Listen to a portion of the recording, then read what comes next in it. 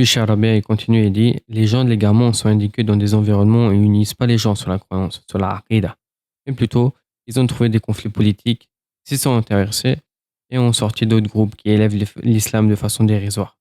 Et ils ne connaissent pas la prédication au tawhid.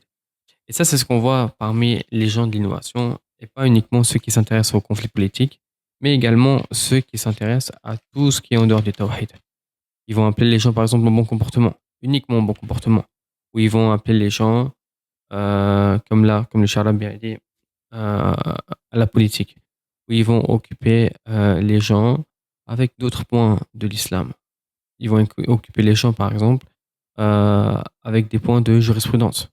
On verra que certains frères, certains prédicateurs, ils vont faire plein de cours dans la jurisprudence, dans le fiqh, au niveau de la prière, au niveau de la zakat, au niveau de l'aumône légale, au niveau du hajj. Mais ils apportent pas les points liés au tawhid. Et ça, c'est une erreur. C'est une erreur. Et du coup, Charabi a dit, du coup, ces gens-là, ces gens de l'égarement, ils sont venus et ont occupé avec leur politique les jeunes du pays du tawhid. Et ça, il veut dire l'Arabie Saoudite. Mais ça, encore une fois, sa parole, Hafizallah, on peut l'extrapoler à tous les pays dans le monde. Pourquoi? Parce que dans tous les pays, il y a des conflits politiques.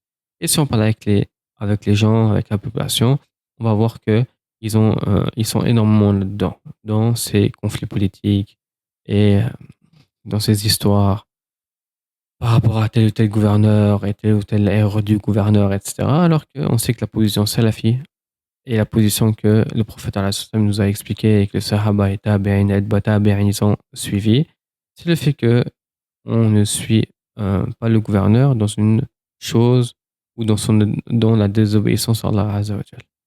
Mais dans le reste, on le suit et on l'obéit.